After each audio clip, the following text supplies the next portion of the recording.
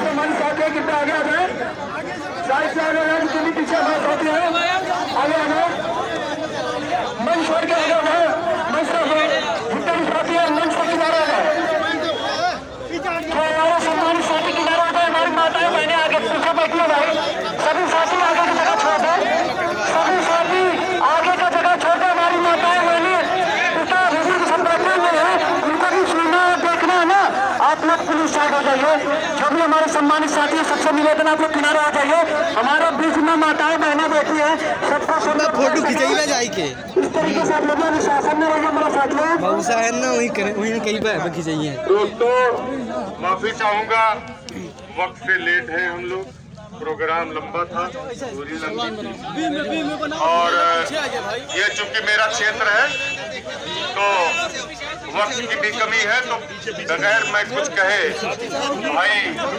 हमारे राष्ट्रीय अध्यक्ष माननीय चंद्रशेखर आजाद जी से निवेदन करूंगा कि आप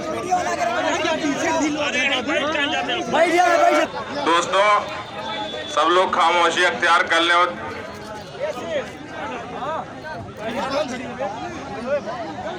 इस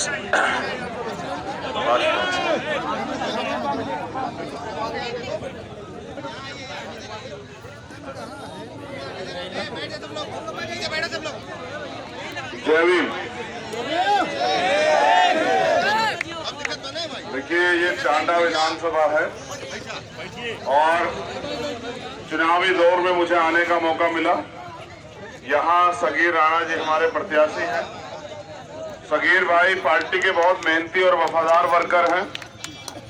वो चुनाव लड़ने की इच्छा नहीं जताए, पार्टी की इच्छा थी कि सगीर भाई को चुनाव लड़ाया जाए, क्योंकि आपकी क्षेत्रों की आवाज उठाने वाले लोगों की जरूरत। हर जगह मैं व्यक्तिगत तौर पे नहीं जा सकता हूँ, हर जगह से मैं आवाज नहीं उठा सकता हूँ। वहां से होने वाली ज्यादा से ज्यादा जो घटनाएं परेशानियां उनकी जानकारी आनी चाहिए।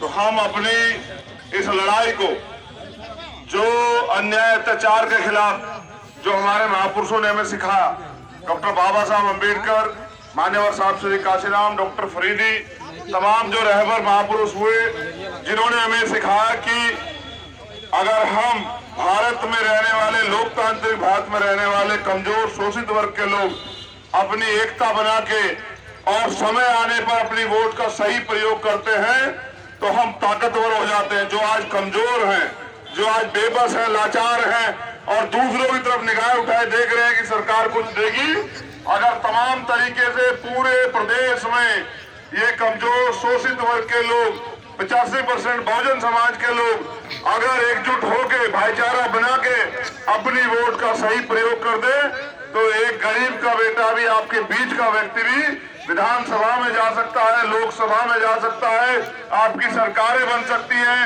कानून बनाने की ताकत आपके हाथ में आ सकती है। जो गलतियां हम लंबे समय से करते आए या सियासी रसूखदारों लोगों ने कराई कि उन्होंने हमें बांट के रखा, वो ये समझते हैं कि अगर शोषित वर्ग के लोग, जो सताए गए लोग हैं, एक तरह के लोग हैं जिनकी समस्या एक जैसी है, अगर वो एकजुट हो जाएंगे तो भारतीय संविधान ने सबसे बड़ी ताकत भारत की जो वोट की ताकत है वो आम जनता के हाथ में दी है।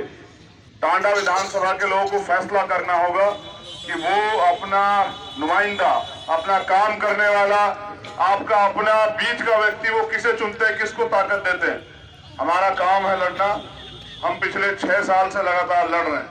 इस लड़ाई में तमाम तरह से मुसीबतें आई, मुकदमे हुए, आज भी एक अधिकारी रोक के धमकी दिए कि देख लेंगे, जेल भेज देंगे, गाड़ी बंद कर देंगे, मुकदमा दर्ज करा देंगे। हमें ऐसा लगता है कि सरकार के इशारे पे डरी हुई सरकार, जिसने 5 साल कमजोर शोषित वर्ग के लोगों पर अन्य अत्याचार किए, ये भाजपा की सरकार के इशारे पे यहाँ अधिकारी कर्मचारी आम जनमानस को परेशान करने का काम कर रहे हैं, आम जनमानस को डराने धमकाने का काम कर रहे हैं।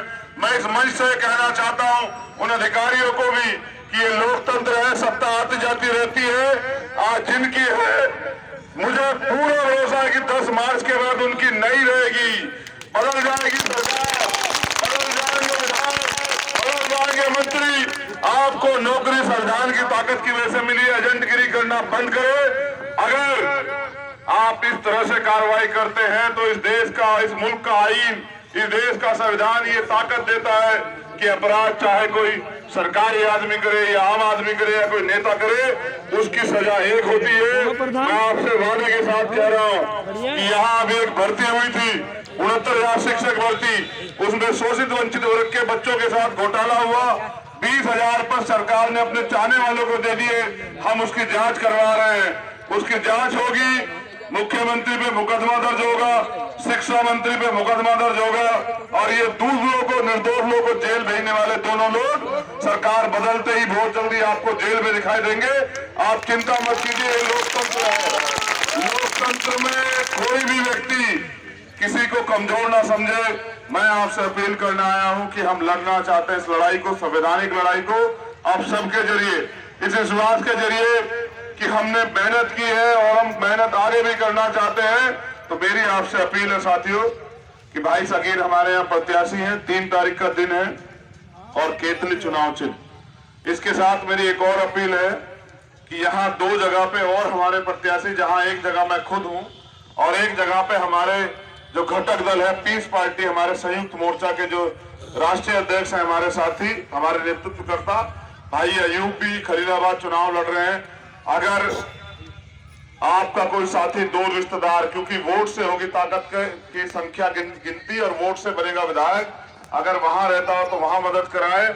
और यहाँ गोरखपुर सदर पे उत्तर प्रदेश के सबसे कमजोर मुख्यमंत्री जो कभी सदी में नहीं हुए, इतने कमजोर मुख्यमंत्री जो अपने सामने वाले जो चुनाव लड़ रहे हैं उनके मकान खाली करवाने का काम करते हैं, उनकी परमिशन रुकवाने का काम करते हैं, उनको डराने धमकाने का काम करते हैं, सत्ता का दुरुपयोग करते हैं, ऐसे कमजोर मुख्यमंत्री के सामने मैं भी चुनाव लड़ रहा हूं। मैं आपसे अपील करता हूं, वहां आपका अगर 2 साथी को लड़ता हो तो आप वहां भी मदद कराना। और मैं आपको विश्वास के साथ कह रहा हूं, एडवोकेट चंद्रशेखर आजाद ने कभी झूठ बोलना नहीं सीखा। आप उठा के देख लीजिए मेरा पुराना इतिहास।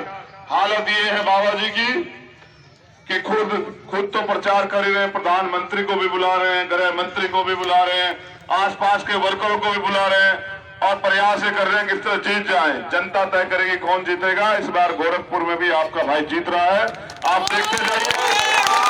3 तारीख को वोट पड़ेगा और 10 तारीख को रिजल्ट आएगा और बाबा जी की विदाई होगी, पलायन होकर चला जाएंगे उत्तराखंड और यूपी की जनता होगी खुशहाल। बहुत बहुत धन्यवाद। जय भीम, जय भारत। चुनाव निशान है केतली। आपसे अपील है कि हमें ताकत देने के लिए केतली पे मदद कराना। बहुत बहुत धन्यवाद।